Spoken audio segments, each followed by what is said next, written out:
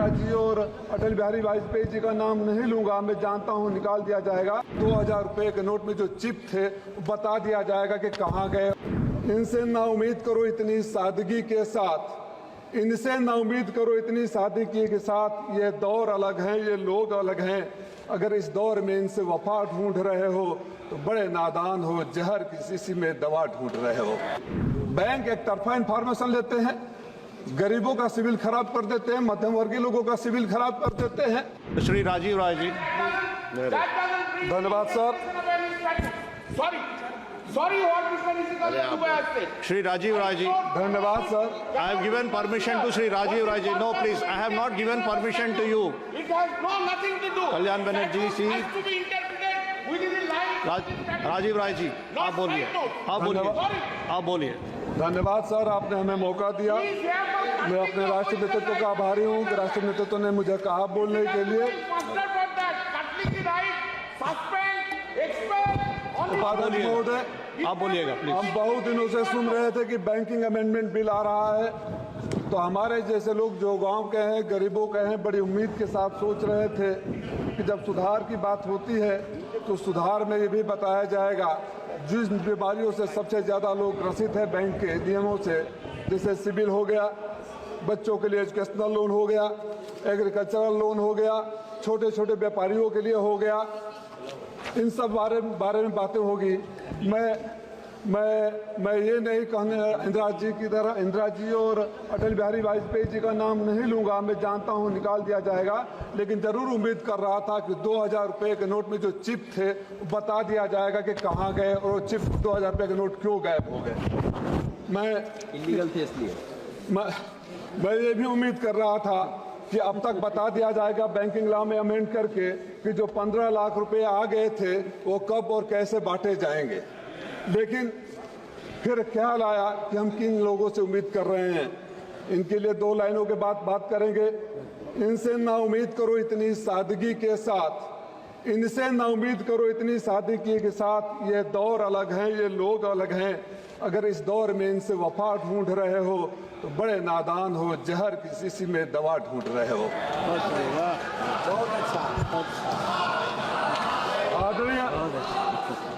आदरणीय उपसभापति महोदय, हमारे मित्र डॉक्टर संबित पात्रा गोलगप्पे खाए, पेटीएम से पैसे पे कर दिए।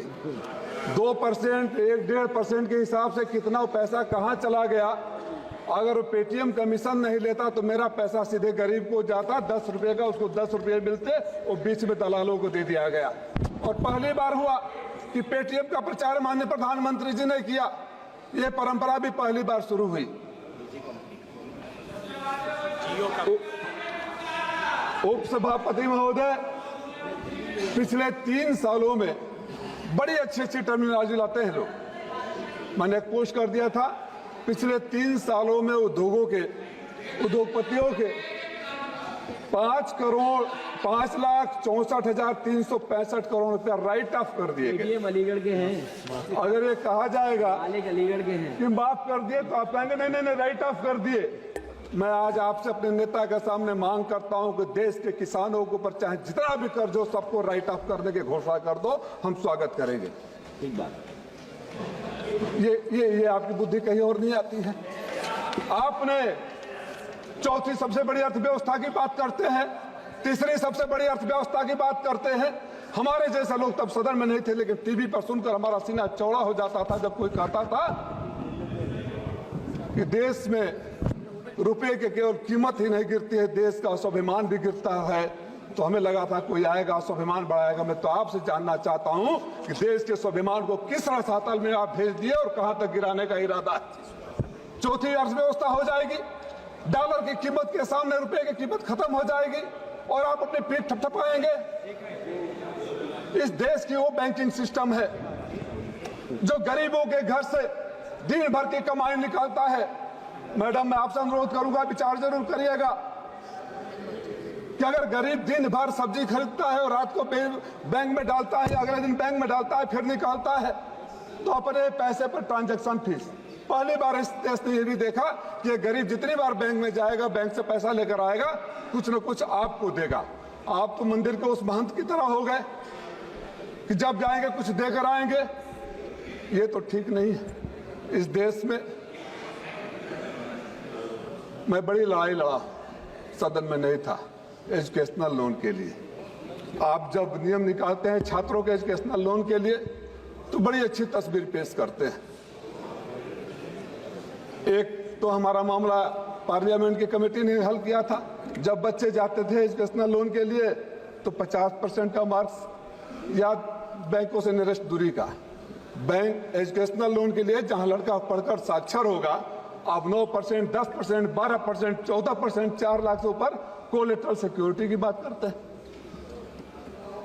और कोई व्यापारी ले चला जाता है तो उसके लिए कोलेटरल सिक्योरिटी है या नहीं है मुझे तो नहीं पता है, लेकिन अगर आपने रिकॉर्ड मार्जिन का बनाया है तो देश ने वो रिकॉर्ड भी देखा है कि सबसे ज्यादा पैसा देश का विदेशों में लेकर चले गए और वो भाई लोग नहीं आए।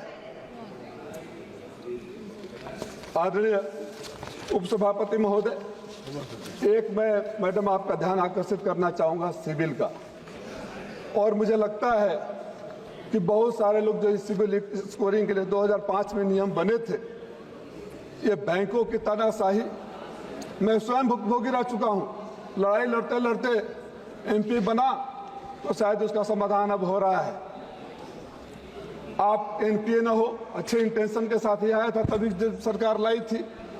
लेकिन ये एक तरफा कानून, क्रेडिट कार्ड सबके पास होगा, आपके पास फोन आएगा, आपको क्रेडिट कार्ड सैंक्शन हो गया है, क्रेडिट कार्ड का पैसा भी चढ़ना शुरू हो जाएगा। एक दिन बड़े पैसे इकट्ठा करके जब घर बनवाने के लिए, बच्चों को पढ़ाने के लिए, बेटी की शादी करने के लिए जब आप जाएंगे तो पता चलेगा कि आपका सिविल स्कोर खराब है। तब आप ढूंढने लगेंगे तो पता चलेगा कि उस टाइम पर एक क्रेडिट कार्ड मिला था जिसको आपकी जानकारी भी नहीं है। बैंक एक तरफा इंफॉर्मेशन लेते हैं, गरीबों का सिविल खराब कर देते हैं, मध्यम वर्गीय लोगों का सिविल खराब कर देते हैं, और जब उसको अपनी जरूरत पड़ती है, कोई तो सिस्टम ऐसा होना चाहिए ना कि जब दोनों तरफ की बातें सुने, बैंक के पास अगर इंफॉर्मेशन जाता है कि ये आपने पेमेंट नहीं किया या यहाँ डिफॉल्टर है, तो बैंक एक बार पूछता है, चाहे सिविल से एक मेल आता, you have received this information from the bank, kindly clarify if you are a defaulter और यू पेड दैट अमाउंट, उसके बाद करना चाहिए। सिविल को सुधारने की जरूरत है।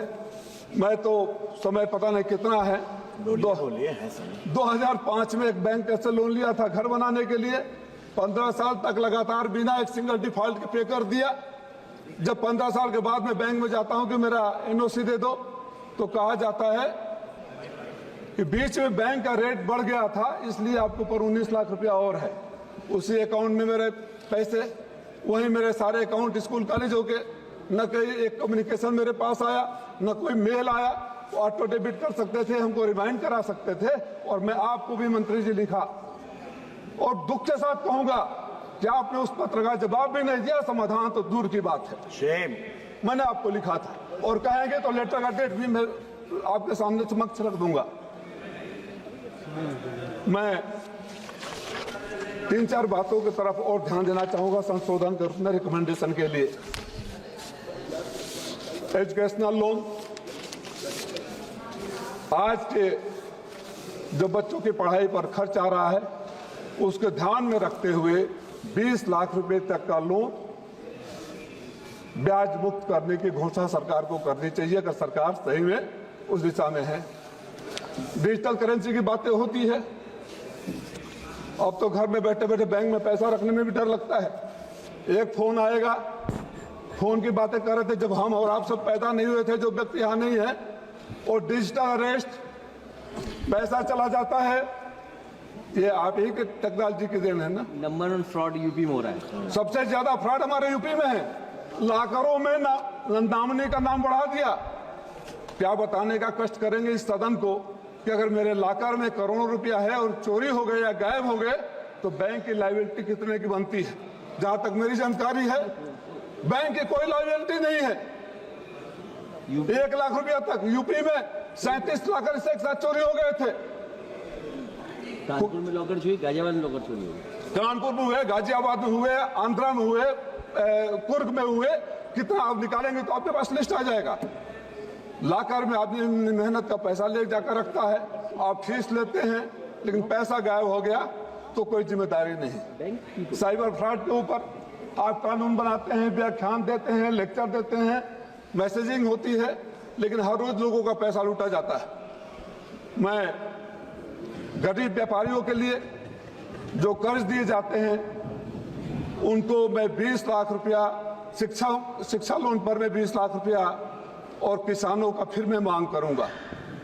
अगर बैंकिंग रिफॉर्म करना है तो जो आपके मित्र चले गए हैं बाहर, जो इस देश के तथाकथित उद्योगपति चले गए हैं, जिन बातों को कहकर आप सरकार में आए थे, अपने उन पुराने वीडियो को देख लीजिए, अपने पुराने भाषणों को देख लीजिए, उस पर अमल लाइए। और देश के किसान जो भी बॉर्डर पर तरस रहे हैं, भीतर आने के लिए आत्महत्या कर रहे हैं, बच्चे आत्महत्या कर रहे हैं, बेरोजगारी बढ़ रही है, उस पर ध्यान दीजिए, तब बैंकिंग रिफॉर्म होगा। गरीबों का पैसा अपने बैंक में डाल देने से रिफॉर्म नहीं होता है। उस रिफॉर्म का कोई मतलब नहीं है कि आप चौथी अर्थव्यवस्था बन जाइए और एशिया की सबसे कमजोर करेंसी का नाम भारतीय रुपया हो जाए। इन सब तो जा रहे हैं। नहीं, कोई बात नहीं, को बोलना है। खत्म करो। एक खजांची का जन्मदिन होता है। बोले खजांची बैंक में जो पैदा हुआ उसका जन्म। और हमारे लिए आपकी नोटबंदी, हमारे लिए उस देश के लिए उस नोटबंदी, जो नोट अपने पैसे के लिए बैंक के लाइन में जो माँ लगी थी, हम माँ लगी थी, और जब बच्चा पैदा हो गया उस खजांची का जन्मदिन हमारे राष्ट्राध्यक्ष मनाकर आपको याद दिलाते रहते हैं तो नोटबंदी नहीं था। सही कहा गोगोई जी ने, आप तब ठेंगा दिखा रहे थे, आपके लिए अट्टहास का विषय था, आपके लिए गर्व का विषय था। अगर प्रधानमंत्री जी कहे होते कि पैसे तो बैंकों से ले लिए लेकिन मैं विदेश जाने नहीं दिया, तब हम सब ताली बजाए होते। लेकिन प्रधानमंत्री जी खुश थे कि गरीबों के घर में शादी है, बैंक में पैसे नहीं है। तो उन सब पुरानी बातों को सीखते हुए संशोधन की जो बात करते हैं तो कॉस्मेटिक चेंजेस नहीं होने चाहिए, सही संशोधन होने चाहिए। इस उम्मीद और विश्वास के साथ कि संशोधन गरीबों के लिए होना चाहिए, संशोधन किसानों के लिए होना चाहिए, संशोधन छात्रों के लिए होना चाहिए, तब तो संशोधन की बात बनती है, नहीं तो बात बेमानी होगी। आपने मौका दिया, धन्यवाद।